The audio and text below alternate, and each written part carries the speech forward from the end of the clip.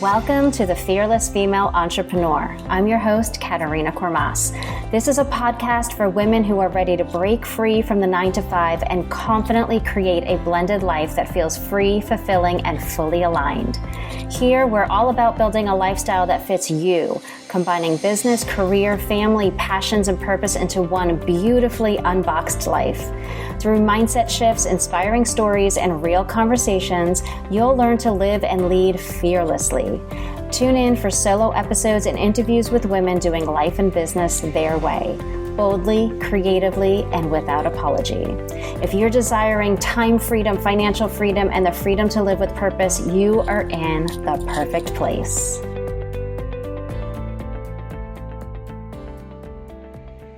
Hi, y'all. Welcome back to the Fearless Female Entrepreneur Podcast. I am super excited to welcome back Nicole Kepic. She was on the podcast, I want to say 2022. So a few years ago. She is back today. We have exciting things to talk about. She is a brand new author of an amazing book. So for those of you that don't remember Nicole or you're new here, Nicole is a sales copywriter with over 20 years of marketing and copywriting experience. She helps female coaches and service pros stand out from the crowd, attract their ideal clients, and sell out their signature offers with fun, feel-good sales copy. She is now the author of Don't Ask Me to Be Loud, the Introverted Girl's Guide to Online Business, which is like the best title ever. In this lighthearted and relatable book, she shows how you don't need to be the loudest person on the internet to run a thriving, joyful, and in-demand business, which I think we all just like, thank goodness we don't have to do that. And just a little bit about her. When she's not on her laptop, Nicole is usually spending time with her family or staying up way past her bedtime to devour a suspense novel. Me too. And you can learn more about her on Instagram. She shares her behind the scenes when she goes with her kiddo to baseball games and see behind the scenes of her writing and all that fun stuff. So welcome, Nicole. Thank you. I'm so excited to be back for a second time. And you just said this will be the first one after hiatus. So I'm so excited for that, for this episode to launch.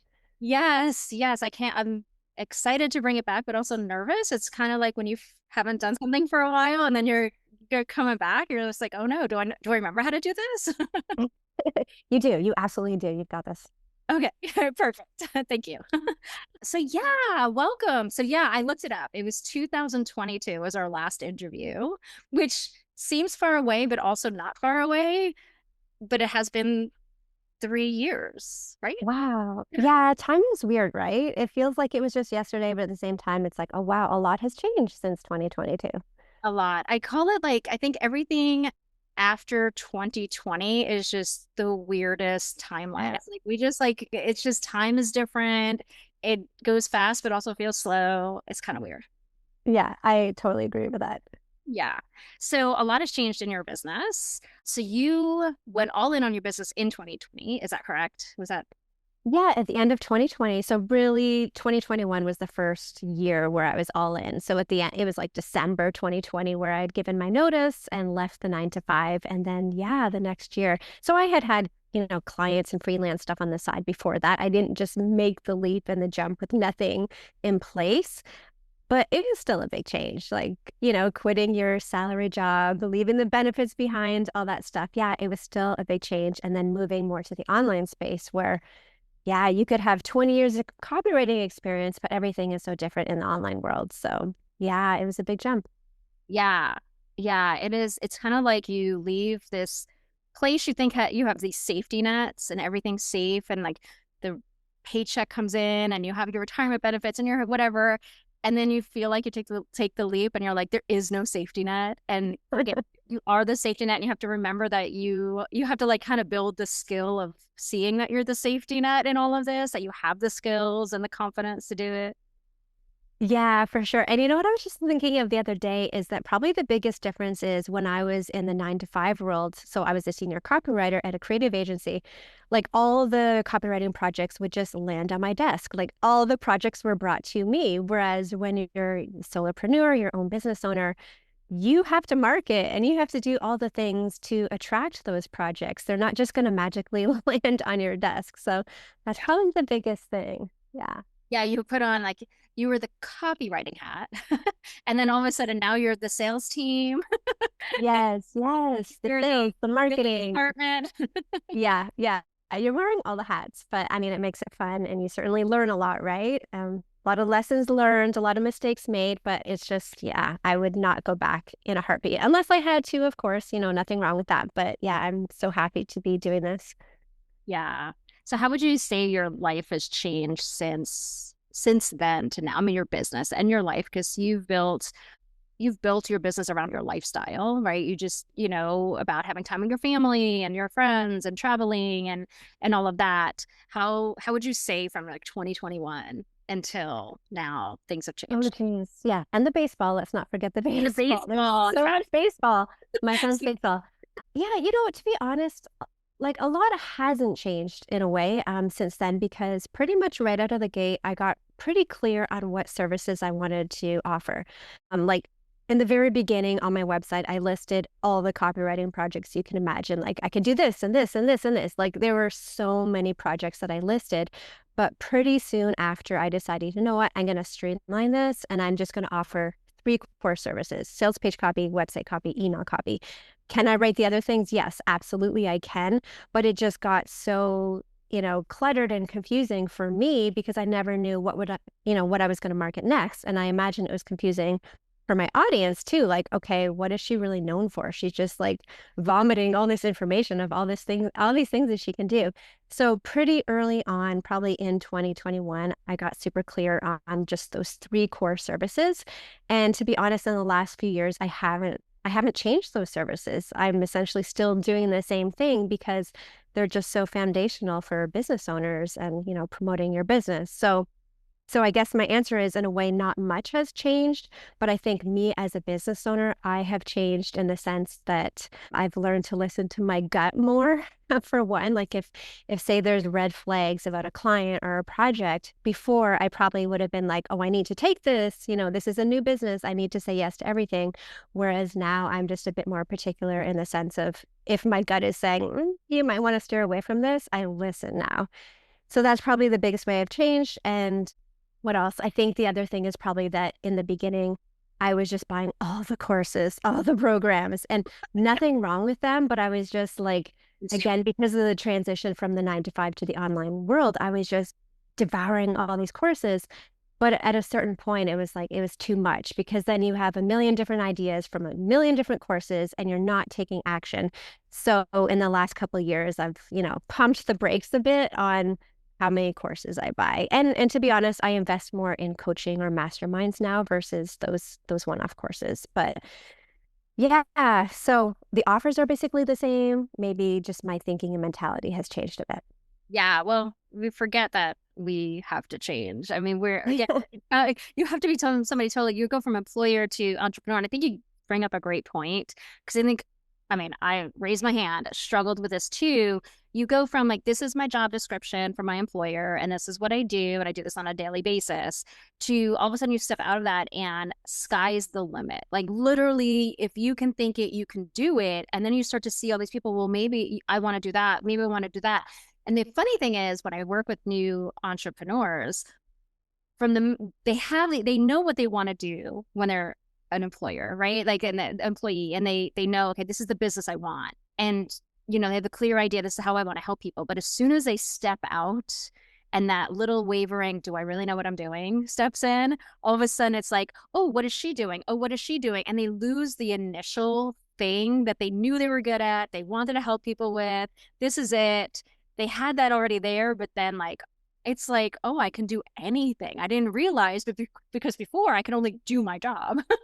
There's one job responsibility, and now I'm seeing everybody doing so many things that I didn't consider before. And I love to see most of them go back to that original thing they wanted to do after they've bought all the courses, spent tens of thousands of dollars, tried all the new things, threw spaghetti at the wall, and then like, oh, I need to simplify. I need to just focus on one or two things. Yeah, it makes so much sense, and totally raising my hand here too, because yeah, it's so easy to look at other people in your space, to look at other copywriters, other coaches, other designers, and think, well, they just launched like a template library, so I should do that. Or they just came out with a new coaching program, I should do that. And man, that comparisonitis can step in. Again, even when you're so confident in your skills and what you offer, you start to wonder, should I be doing that? Or, should I be buying this thing? And yeah, you really just have to put the blinders on and tune everybody else out and just focus on what you are good at and what you feel called to do. Yeah. Yeah. And I think you bring up a good point too with your intuition. It's really hard to trust your intuition when you're stepping into that new field, that new and like you're afraid to say no to anybody because what if there's not another client that comes? What if nobody else wants to buy from me? So you're like, I have to say yes. But those are some of the most powerful lessons because when you wind up working with somebody that's not a great fit, challenges you, you do learn a lot about what you will tolerate, what boundaries you need to set, what you will say no. It's definitely like you have to hone your intuition skills or that ability to trust and hear your intuition and know it's your intuition, like with the warning bells. Don't go there, don't do it. Yeah, yeah. And trust is such a good word. It's also trusting that, okay, if I say no to this person, somebody else is going to come along. Or if somebody doesn't come along next week, next month, that's okay. Just, having peace of mind that you're making the right decision. Yeah, I would say for the most part, I have really great clients. Even my husband, he's like, I'm just so jealous. Like you always sound like you work with the most amazing people and they give praise so freely. Like they're just the kindest people. And then he starts grumbling, like when I'm in corporate, blah, blah, blah. And I'm like, okay, that's a whole other conversation.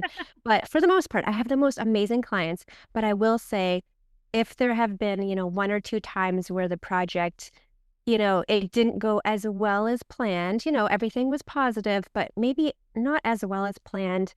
I can look back and see the signs like, oh, there were red flags there that I ignored. Yeah. So, And then that's just more lessons in your pocket for the next. yes, Okay, exactly. that red flag. Oh, I understand when they say that.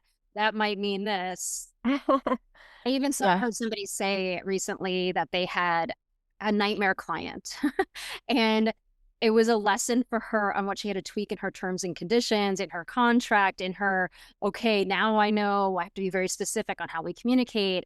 And I think it's so powerful that, we said tend to be like, oh, resent this person or I resent this situation or I can't believe, and you kind of get into that like, oh, I can't believe I fell for this or I can't believe, and you can really fall into that like kind of defeated or like frustrated kind of mentality, but it's always the biggest growth, right? It's always preparing you so that you don't have to go through that nightmare again. It's, opening. And I think you've done a really good job of that. I think you bringing up, attracting some of the great, you have great clients is just you as a person. One, you've learned to hone those skills and that intuition, but also it's your energy that you put out in your videos, in your interviews, in your copywriting, right? Like your writing and your energy in your writing uh, is for a certain group of people.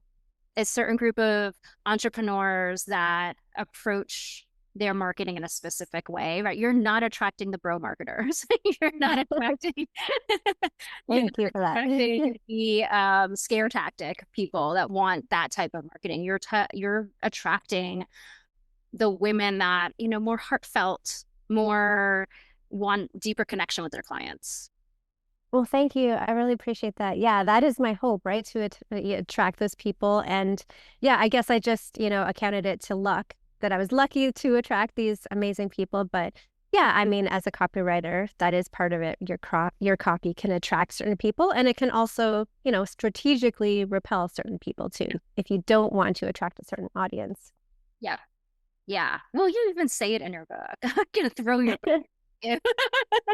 Right This in is your copy, funny. you want to relate to them. You want them to know that you get them. And so, those old school, and you talk about bro marketing and that scare tactic marketing, that's not really getting to know your audience. That's scaring them into working with you, which is horrible. Yeah, yeah. Who wants that, right? That doesn't end well for anybody. No, and it makes the buyer feel awful after. Like, oh, I bought this, I did that once, I fell for it once, and it was a $2,000 Ooh, that hurts. mistake that I'll never meet because I was in a low point and I didn't feel good about myself. And I found these two people that were selling a marketing course, and it was such a scare tactic. If you don't buy by this time, you could be stuck in this never having client kind of thing. And now I think about that when I'm doing marketing. I'm reading your book. You really talk about, no, you want to touch on the pain points, but you really want them to understand, like you understand where they want to, what they want to feel, what they want to think every day, what they want to experience. Yeah, yeah, that's so key. I mean, the pain points, that's a kind of a hot topic because some people will say, well, don't even touch on the pain at all. Like, don't even go there. You want the copy to sound positive all the time. But I disagree with that because you do have to touch on the pain just in the sense of empathizing with your readers and showing you understand them. And also people don't usually buy unless they have a problem they want to solve. So there is some pain there and it's okay to talk about it, but then you're going to quickly segue into the positive. Like you said, you're going to talk about the transformation and the end results and the feelings associated with that transformation too. So yeah, keeping it positive overall. Yeah, I think of it as like if you're sitting down to coffee with a friend who comes to you with a problem, you're not going to be go right into and like, oh, this, I'm struggling with this and I wake up feeling this way. And I just don't think it's ever going to happen for me. Like everything I do, it's not working. And you're not going to sit there and be like, well, you're first, the first thing you do is empathize. Like, oh, I get how you feel, right? You don't you just jump in and be like, well, let me solve your problem. Because Yeah, yeah, exactly. okay, and some of the people and in that moment actually don't want the problem to be solved. They want to have the comfort first. They just want to be heard first. Like, okay, you're reading the copy and you're seeing, oh, she gets that I'm dreading waking up on Monday. She gets that I'm feeling this way. And then you're coming with a little softer, like, but I know you want to feel this way, so let's find a solution. But most people want to feel the comfort first, like, okay, you feel what I'm feeling. Thanks for listening to me in this moment. And Yeah. they want the help from the friend. Yeah, yeah, that makes total sense. Yeah, they want to feel seen and heard and understood and that comfort. Comfort is such a good word. Yeah, I like that. Yeah. Yeah. So let's talk about your book because you've had this on your heart, you've thought about it for a while, and then you magically wrote it. Actually, yeah, I mean, like in some sense, I've always wanted to write a book. Like, yeah, ever since I was in my early 20s, I wanted to write a book and I just didn't know what I wanted to write about. And then there's life and, marriage and all this stuff, right? So it just kind of got put on the back burner. And then, yeah, more lately in the last few years, I started thinking about it again. And then it's funny because I mostly read fiction. I mostly read murder mystery, stuff like that. But then when it came to deciding what to write, I thought, okay, go with the anthem, write what you know. So I just knew about business as a female entrepreneur in the online space. So I wanted to write a book about that. So that's what I did. And in the beginning, it was just that. It was me thinking, okay, this book is gonna be all about running a business as a female entrepreneur. It's gonna cover copywriting, of course, and other topics. And then it wasn't until a bit later that I thought, yeah, but you know what? I'm gonna do this through the lens of an introvert because I'm an introvert, and many of my clients are or business friends. So yeah, that became the kind, I don't want to say the angle of the book, but just what made it different. Everything was through the lens of an introvert. So copywriting, marketing, selling, client boundaries, all those things. Because as introverts, I don't want to say it's harder or anything like that. It's just different and there are unique, perspectives we have or, maybe challenges at some point. So yeah, it's all through that lens. I wish early on in business, because I've been in business for over nine years, but probably 10 years at this point, that somebody would have differentiated between being an introvert and an extrovert because sales so extrovert, right? When you think of sales, salesman, whatever, but also, I'm old enough to remember advertising in yellow pages, right? As opposed to advertising on the internet. And the internet is just loud. It is noisy. It's here I am. Look at me. Look at me. I need your attention for a second. And no matter how you're whether it's a post, a reel, an Instagram story, you're still trying to get, right? The intention is get people's attention. And when you're an introvert, it's more like, don't look at me. I want you to see the stuff, but I also don't want you to I don't want to have to be in your face and say it. And so I never differentiated the difference. And so I think a lot of introverted entrepreneurs fall into the, well, I have to get so uncomfortable. Like there isn't a comfort zone for me to find in order to go out and market. So then sales and marketing sounds so hard and scary. And oh, I have to follow the trends because the thing is Instagram, all pictures and videos, TikTok videos, right? We forget that there are other ways of doing it and that it's okay to do the other ways and the other ways work. But it's hard because we're in a very noisy society now. Oh yeah, 100%. And I can definitely relate because, as we talked about, when I moved from the 9 to 5 to the online space, I was like, oh my gosh, how am I going to stand out? I was confident in my skills, my copywriting, but all of a sudden, yeah, you hop on Instagram and there are a million people doing what you do. So I know some of that is scarcity mindset, but it's also, again, those feelings as an introvert, like, oh my gosh, am I going to have to be super loud or super bold or sort of somebody I'm not just to stand out? And so that kind of was in my head, like, geez, what am I going to have to do? Am I going to have to do marketing activities I hate that suck my soul?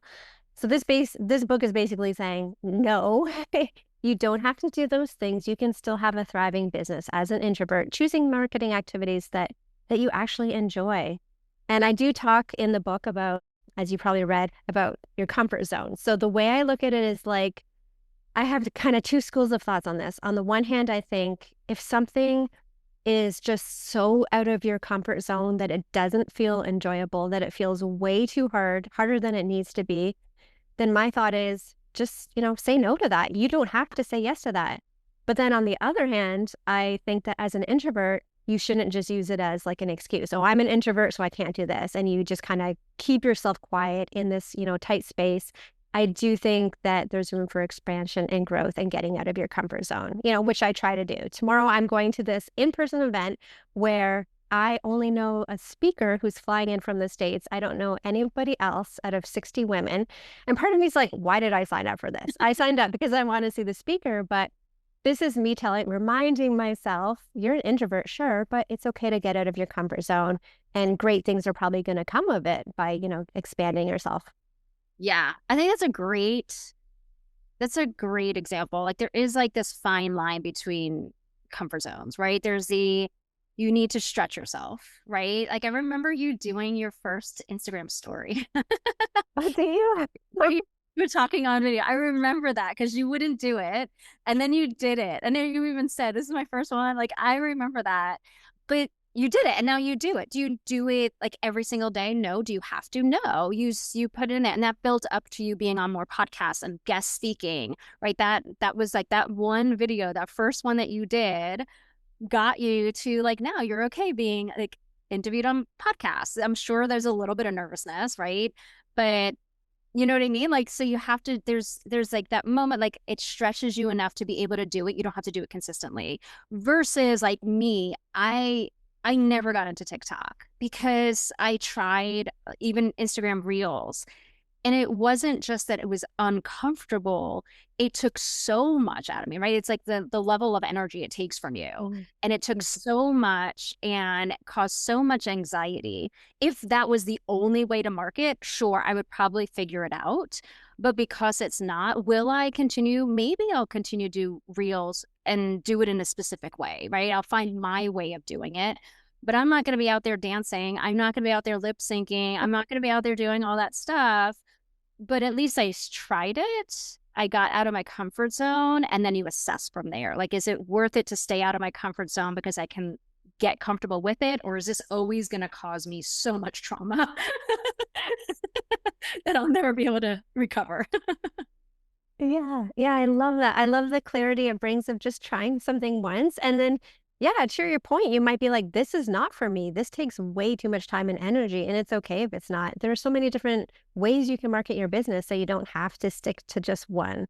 Yeah. Oh my gosh. Yeah, it's funny that you mentioned the Instagram stories. I forgot about that. And I can also think of the first podcast interview I did. I remember somebody asking me to be on their podcast.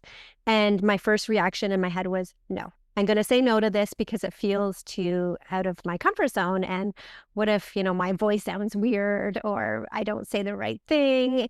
And then I thought, okay, you know what? I need to do this. I need to try this, give this one shot. And now I love doing it. I find it easy. And especially as an introvert, right? The one-to-one conversation. So in that case, it was a case of I tried it and I liked it. Wow, look at that. And, maybe I might try something else and be like, yeah, no, this is not for me. Hard pass. Never doing this again. Yeah. So, Yeah. Yeah, it does take that one time. You don't know until you try. You know that saying, you don't know until you try. And yeah. you might try and be like, you know what, I'll give it a second go. It wasn't so bad. I can see where I can do things differently. Or it's so god awful and you just don't do it again. I remember Yeah, the first either time one. when the first time I did a Facebook Live, I told myself, I was like, you just have to do it. You can always delete it. You can always just True. take it down and never do it again. And I remember, I think the first time I just recorded a video and posted it when I was first did it, like it was years, like 2016. And I was like, okay, I'll just put a video up there. And then I was like, okay, then I'll just hit live. And I can always just like stop it, delete it, pretend it never happened. But then I liked it. And then I realized, okay, I can be a little bit more prepared, or I can just do shorter videos or, whatever. And I was able to adjust to get to my comfort level. So it wasn't so scary. Yeah, yeah, absolutely. You're adapting it for you. And it's Yes. funny, I was on a different podcast speaking with somebody else, and he had an interesting point. He said, I don't like calling activities extroverted activities and introverted activities. I just like calling them activities, but the way you approach them is different. So an introvert and an extrovert both might be great at speaking, but maybe the introvert just needs, more recuperation afterwards, or they need to prepare more than the extrovert would. But yeah, I like that idea too, that everything is, free Yeah. for all. Anybody can do that. Yeah. Kind of adaptable, right? You can do Yeah. TikToks and Reels without talking, right? You can do it with just B-roll and copy, right? We've learned those types of things. You could do Instagram stories and never talk on them and just type away, which I even know there are people with millions of followers that do that. And they don't actually show their face, right? There are other ways. Yeah. I like that perspective shift. Like, they're just activities that you adjust for who you are. Yeah, absolutely. I love that. I love that. I want to talk about the title of your book because I love the title because I think most introverts would be like, yeah, so please don't ask me to be loud. I remember you asking the poll. I don't remember if it was on Facebook or Instagram. You did a poll on like which title. And that one was just like immediately, I was like, oh, that's it. Yeah. Oh, that is so funny. Yeah, because the way it was before was so I was working with a one-to-one book coach with selfpublishing.com. So I did a package with them and I got a coach, with it. And she had basically said that I should choose what my subtitle is right now. So the Introverted Girl's Guide to Online Business. So she said, that's really literal. It's very clear. It tells people what it is. Also, it's searchable on Amazon. But I was like, I don't know. I just had in the back of my head, don't ask me to be loud. I just had this. I knew it wasn't literal. I knew it was more, people wouldn't immediately be able to tell what it meant. So she's like, okay, well, why don't you test it with your audience? So then I remember running a poll. I think it was on Facebook. And yeah, everybody basically was like, they chose don't ask me to be loud. And the story behind that is it was more kind of a nod to when I was in the corporate world where I was a copywriter and, I had a couple bosses basically say, your writing is amazing. We love your work. You just need to be louder. You need to be bolder, especially in meetings, because if you don't speak up, people aren't going to know you have these great ideas. And I really appreciated that because they just wanted the best for me. They wanted me to be recognized for my work, but I always felt a bit frustrated, like, but why do I have to be somebody I'm not? Why can't my work just speak for itself? And how come the extroverts aren't being told to be quieter? Why is it the quiet people are being told to be louder? And and then it also came into play when I quit my job and went to the online space because then I thought, again, am I going to have to be loud? Am I going to have to be bold? Somebody I'm not. So yeah, that was the story there behind the title. Don't ask me to be loud. Just let me be me. Again, with the caveat that, you can be yourself 100%, but just also be open to some, growth and getting out of your comfort zone. Yeah, I love that. I'm actually looking at the book as you're talking because I'm like picturing the opposite being like, and I feel like if it would have been the Introverted Girl's Guide to Online Business, like your book is about business, but it's such a personal book, right? There's personal stories that you share, funny stories. So it's not just like and then you do this, and then you do this, and then you do this, right? I feel like if it would have just been the Introverted Girl's Guide to Online Business, it might have been overlooked more because it would have been like, oh, another business book. But like, don't ask me to be loud is like, oh my God, I need that. Please don't ask me to. I want like, right. There's like a connection you immediately make on how many of us are thinking that same thing.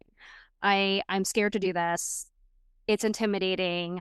Everybody's asked me to be loud on Instagram and TikTok. And you're like, okay, yes, please don't ask me to be loud. Give me the tips. Give me the tips. I think it would have been like a different assumption of what the book was about or how the book. Wow. Yeah, that is so interesting. And they say that. I've never thought of that, but it makes sense because the title is more conversational. And that's what my book is. Yes, I wanted it really conversational, relatable. I did not want it to be a boring, rigid business book. I wanted it to feel fun and engaging. And that's why I added lots of stories too. So it felt more human and yeah, just more personal. I basically just wanted people to read it and get to the end of it versus like, oh, this is too boring. I just want to put it down. Yeah, no. And it does. I remember the stories too, which is good because, in business books, it's like, okay, you do this, but like there's, and I want to talk about this a little bit more, right? Like we forget that business is part of our life, right? It's not just business. Most of us start our business to create this freedom turn our passion into something we do more of, have more time to go to baseball games, to travel, to see your families, to, have some breath in our life, our space in our life. And so I like that you're telling the stories, but you also, I'm going to read. Oh, okay. And that's okay because I think, especially in the business world, it becomes very businessy and it's very much about money and it's very much about, and we've been through this era of like, make your next $10,000 day, month, be a millionaire, right? Most of us don't actually have those. Like, I don't want a $10 million empire. Right. That's not why I became a business owner. But when you're in the entrepreneur space, it becomes very entrepreneur-y, very businessy, very, it's kind of like the rest of your life is lost in it. And you can easily get lost in your business, like hustle, hustle, hustle. I got to make it successful. I got to reach this goal. But most of us don't, right? We have the relatable stories. We have the things that happen. And you do say that. It's on page 90. Now I'm curious. I'm like, what did I write? What did I say on page 90? Well, you talk like that you were very honest about, you did talk about, right? The crazy income, goals and things like that. But I love that you say my primary goal is time, freedom, and flexibility to spend with my family, be active in my son's life, and travel without needing special permission from a big boss to take limited vacation days. I want to live life's great moments before those moments slip away. Am I a millionaire like so many other online business owners sharing their financial wins on social media? Nope. And I think there's two things I feel like are so freeing in that is because you can it's so loud, right? The money stuff is so loud online that you can get lost in it. And a lot of us have that pull of like, I should be making more, but I really want to enjoy life. And there becomes this like dialogue in your head that's like, is it not okay that I don't want that? Right? Is is there something I remember being in this group once and this coach had asked something about being a millionaire. I'm like, I don't want to be a millionaire. And she basically said in the comments, so why are you here? I was Oh like, my gosh, shamed you. I don't want to be. Unfollow. It's like, okay. But it does, right? And then I think some of us actually judge our success based off the money we make, as opposed to how much more time freedom we have, our integrity in our business of not always chasing the money, but actually doing what's best for the client kind of thing, that push pull. So I love that you broach that in your book because I'm sure so many people don't have that big goal that's so loud in the world right now. Thank you. Yeah, I mean, it's so easy to see that message everywhere, especially on Instagram, where it's like, wait, I'm not making 50K months. Does that mean, like you said, that I'm doing something wrong and that I need to hustle harder? And then you realize, okay, money is a plus. Certainly it makes life easier, but it doesn't have to be your ultimate goal, or you don't have to reach X amount to be successful. You can make a lot less and still be successful in different ways, and that's okay. Yeah. Yeah. And I feel like that's what people need to hear more of.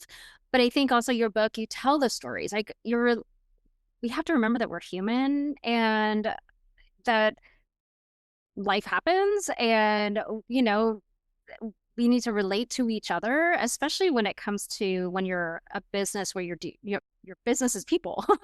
When you're a service provider, especially, like, you have to be human about things. You have to be relatable. It's not robot to robot. It's not, business transaction to business transaction. It's human life and goals and dreams to human life goals and dreams. Oh yeah, 100%. And I think that's why it's so important to pick the right clients too. So you have clients who understand that and even share in some of your values. So if family is really important to you and it's really important to them, then that relationship is going to be so much smoother because they're just kind of in the same wavelength. And then if you have to put something on pause, say you have to extend a project or whatever because of extenuating circumstances, then they're just going to be more open to that because they get you and they feel the same way. Yeah, exactly. And that's what people, depending again on what your business is, but most people listening are service providers, right? You want that. Those are the people you want. I remember so many people you look at that I'm connected with, we didn't connect because of business first. We connected because we love suspense novels and we're sharing like authors or, dogs. I have friends now from all over the place, business connections, clients, because it all started because we connected over our dogs, right? There, we forget that people make decisions, even business decisions, based off of being human. Yeah, for sure, for sure. And a lot of times they will also choose you and your service more because of you, not necessarily because of your service. Yes, they want the service to serve them well and be a great investment, but if it's you against, I don't want to say against, but say there's you and a million other coaches, they're going to choose you because of your personality and who you are when you're up against somebody else because they just resonate with you, right? And again, it's that people to people. Yeah. It's kind of like dating. I just started dating, online dating again. I have paused it because it's awful, but but it's kind of like that. There's no a lot of times when you have a connection with somebody, there isn't a rhyme or reason to it, right? They can kind of write on paper, maybe because we have the same interests, but a lot of times it's this unspoken, intangible thing that you're attracted to them. And it's like their energy, their personality, it's something that you can't really put your finger on. And I kind of feel like, especially even in business, it's the same thing. You don't necessarily always know why you choose one person to hire over another. You can try to say why, but a lot of times just like, I just liked her personality, or she was talking about this and I totally got it. And that's how you build any friendship too, right? Usually you build friendships because you were in a similar situation, got stuck in an elevator together, we're in a meetup together, we're in school together, whatever it is. And you build that friendship with one common thread. And then you realize there are so many common threads that are connecting you. Yeah, for sure. I mean, also when I think of you, I think of chai lattes because I love chai lattes and I think you do too, right? And so it's like I feel like that forges our friendship even more. I do, but let me tell you my sad story. I used to go to the same coffee shop, and it was the only chai latte in my area that I was like, oh my gosh, this is the best. I don't like Starbucks chai latte, it's too sweet. I would go there almost every day for a chai latte. I was like addicted. Then they changed brands. And Oh, and it's so sweet. It's kind of like it's a different brand, and I can't find a good one anymore. I'm so um, the hunt must go on. You must find a new chai latte I'm provider. on the hunt, and it's going to be like 20 miles away, right? Yeah, yeah, for sure. It'll be part of the experience, the Like, 20-minute drive. I'm heartbroken. But yes, chai lattes. I mean, and we connected from a meetup group in Toronto. I was there for a live event, and I was in a group with a coach. We were both in the same group with the coach. I lived in Texas. You lived in Toronto. She held a meetup group up there, and that's how we connected. Just a random Yeah. 2 hours on one night, and that's how we connected. Yeah, I mean, you were my first business friend. I was still in the 9 to 5, and it gave me so much inspiration to leave the 9 to 5. Yeah, And I remember that night very vividly. So I love that we're still in contact and friends after that. I mean, that was a while ago. it was, and we were both like totally out of our comfort zone at this networking. Yes, completely. Yeah. I Yeah. was at least. I don't think you were. I felt, yeah, I'd never done anything like that. I even got into an accident on the way there, Oh, but I that's was like, right. nope, I'm going there. And yeah, I'm so glad we did. I wouldn't be on your podcast right now if I That's turned true. around. That's Yeah, true. Yeah. Yeah. That's dedication right there. You get into a car accident, you stay. I did. Yeah. Yeah. So cool. There was one other thing like I wanted to bring up because there's a chapter in your book that was so unexpected. But honestly, I cried. I will admit. Oh. And I cried because I related so much to it because of Mhm. my recent, and the fact that I've been not even my business took a hiatus for a while. I came back, revamped it, still very slow at regrowing it. Podcast just coming back. But it's a chapter that you wouldn't think would be in a business book at all. But again, going back to we're human and we aren't just building businesses, we're building a lifestyle for ourselves, the way we want to live, having all the pieces of the things we love in life combined together to build this lifestyle, whatever hours we want to work, when we want to be with our families, when we want to travel, just having that freedom. And you talk about and in the online space, it's always like go, go, go. Don't take a break because if you take a break, then you're gonna lose all your clients and nobody's gonna follow you anymore. They're gonna unsubscribe from your email, right? Like the doom and gloom if you actually take a breath in life and Hmm. let life. Yeah. But you do talk about a really hard year and a half where things just kept happening and you've had a lot of grief to deal with and those moments where you just fell out of love with your business and you needed to take the pause. And I felt that so much because that's what the last year and a half after chocolate passed away is just who am I? Who was it's a kind of like it gives you that like moment of like waking up and like you hadn't looked up in a while and you're like, wait, I need to reassess. Like everything was going good. I took it all for granted. And then things happen and you're like, wait, Hmm. where am I? Right? Like what is my life? Like I don't want to do this anymore. I need a pause. I can't handle it right now. I need a break. And I think we don't talk about that part of it. Like life is life and we're human and we can't keep consistent. Even when you work a 9 to 5, you get bereavement time or maternity leave and things like that to handle big life changes. And we don't think about that in business. Yeah, I think in the business space, it's very much like be present all the time, no matter what's happening. But yeah, that that chapter was a bit unexpected. It's funny, as I was writing the book, I kind of called it to myself the chapter that doesn't belong. Because yeah, the rest of the chapter is copywriting, branding, marketing, like very business topics, again, with a very personal feel to them. But then this chapter, it was literally called Life Happens, What's Grief Got to Do with It? And it talked about how life and business are just intertwined. It's not one is separate from the other, they are totally intertwined. And then I went into detail about how, in that span of a year and a half, I lost three people really close to me. And oh my gosh, they were all equally as painful. It was my ex-husband, my grandma, and then my own dad, and they died very suddenly. But I'm telling you, that first one, my ex-husband, we were really, really good friends. We saw each other every week, and it was also just the pain of my son, who was 15, losing the dad that he adored. And so it was like there was my grief, which I put to the side of losing this person who was such a big part of my life. And I for college drop off, for Nolan's wedding, my son Nolan, for all the things to come, just thinking he's never going to be there, and I never got to say goodbye, and all these, all of the things that come up with that. And then, of course, the biggest pain of it was feeling the hurt for my son of oh my gosh, his world has just been totally, overturned. So there was that, and then, my grandma and my dad again, very suddenly. But yeah, it just really hit me in the sense that I had no desire to write somebody's copy during these 3 moments, these huge moments. Like that was the last thing on my mind. And luckily, my clients were very understanding. Like what would they say? Of course, they're going to say, take your time, whatever time you need. Because again, I work with people who understand that, family is important.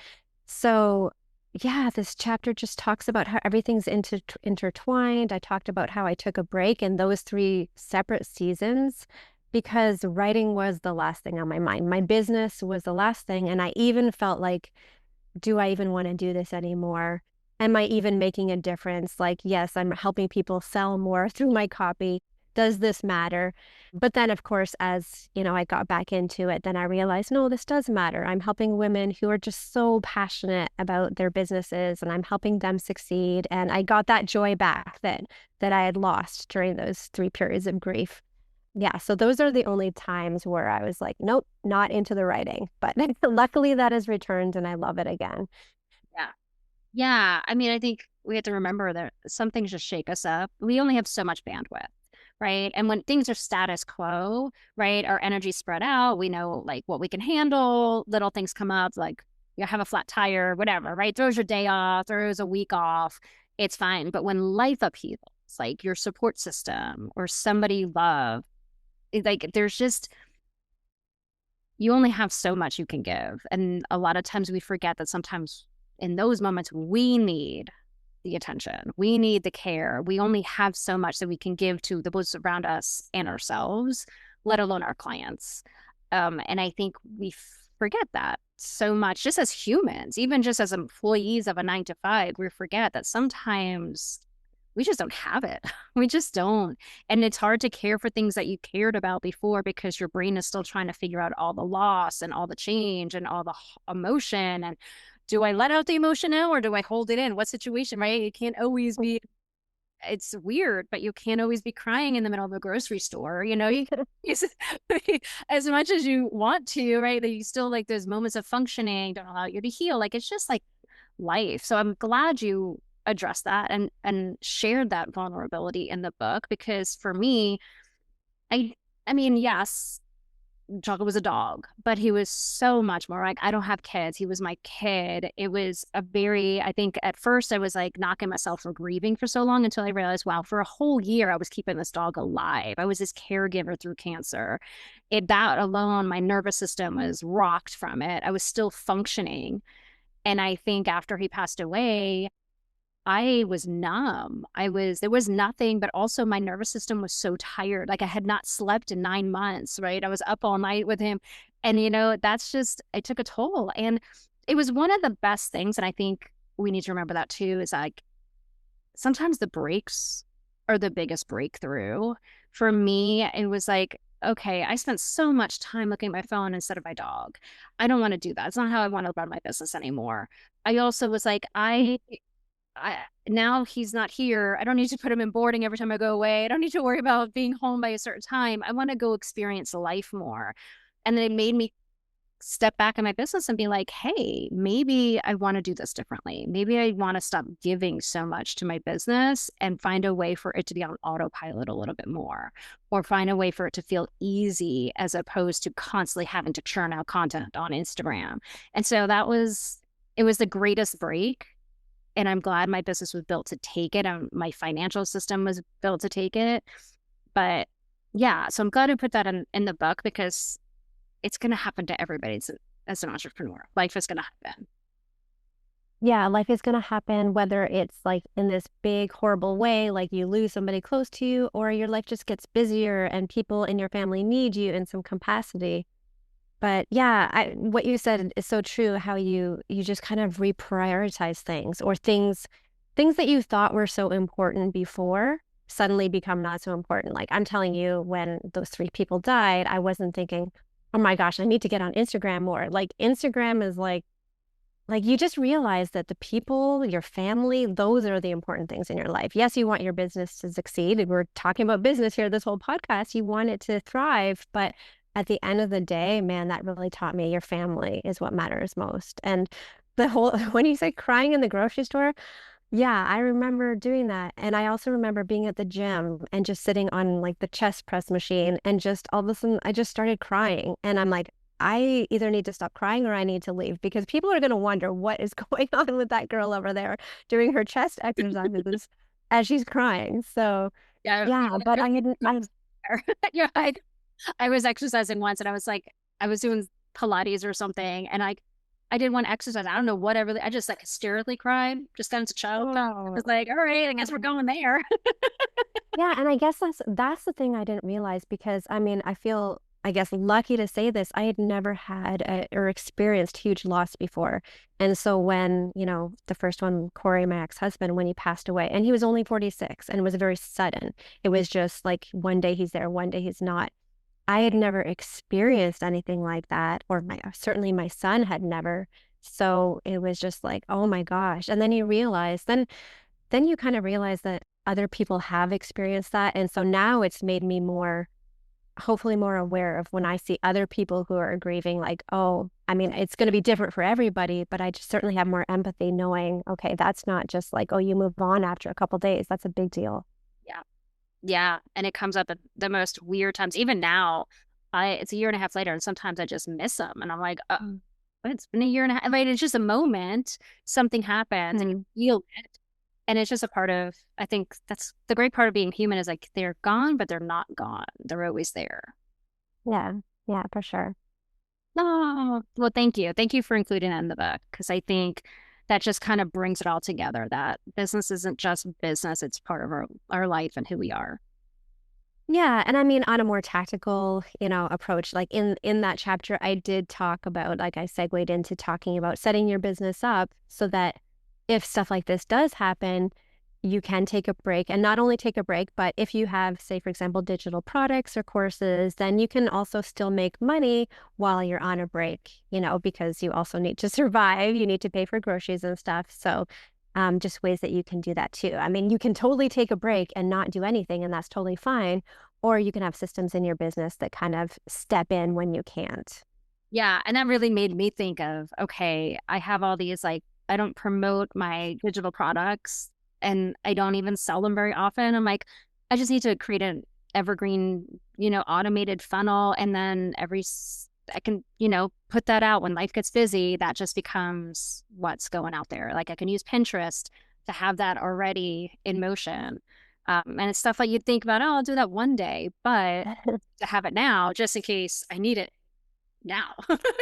Yeah, absolutely. And it might not replace your full income, like take over your coaching income, but it still helps. It just gives a bit of peace of mind that it's there. It could become the emergency fund anyway, right? That just goes into a different savings account for the emergency fund, right? That's Yes, yes. Or more trips to Disney. See, there you exactly. Or go. Disney, exactly.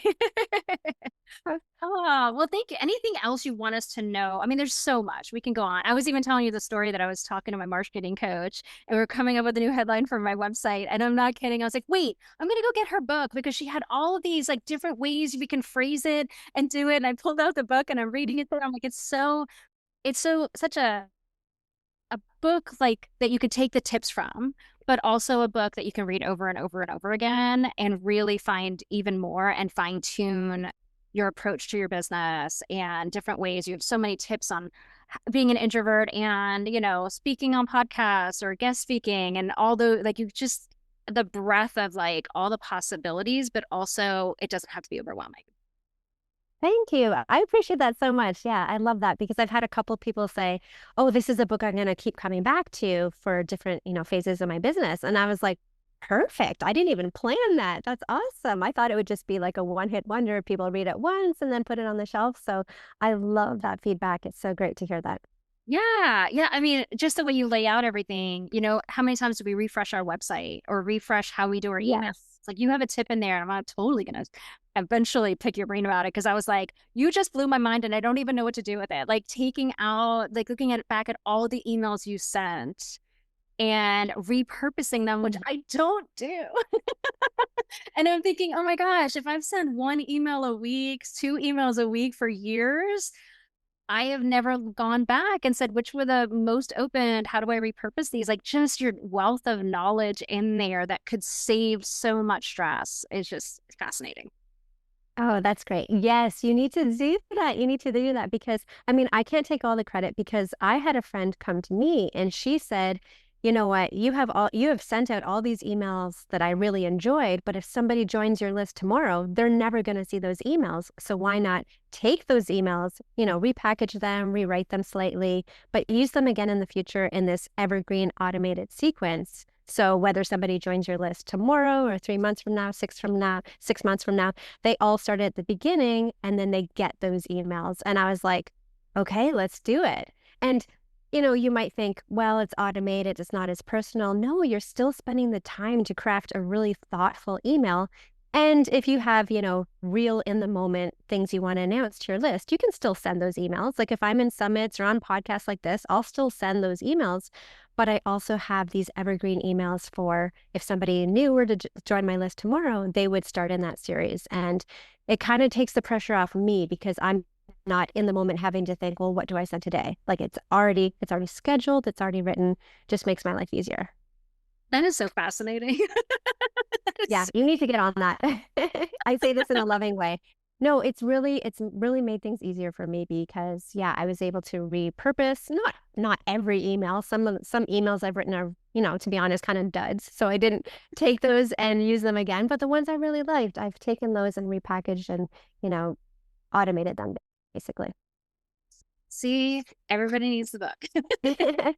Don't ask me to be loud because there's just countless tips in there just to make life easy for an introvert, for anybody, actually. I mean, it's not just a book for introverts, it's a book for anybody that feels overwhelmed getting started, doesn't, or even seasoned. There's so many tips in there. Thank you. Thank you. Yeah, I had somebody, another coaching friend I have, she's like, I just bought your book and I gave it to all my extroverted friends. This is not just a book for introverts. And I'm like, well, the title's already said I can't change it now. But she's like, no, the tips you provide are good for, introverts or extroverts. But I mean, I just felt that as an introvert, I wanted to, speak on our behalf for other introverts too. Well, not many people write books. Okay. This is true. Well, thank you for being on. Thank you for sharing with us. You're so welcome. I loved it. I mean, if you wanted to have me back on a third time, I would not have been opposed to that. Okay, thank you for Just signing up kidding. for another. Well, there's so much that we can chat about for sure. So Yeah, much. for Yeah. sure. No, thank you so much, Katerina.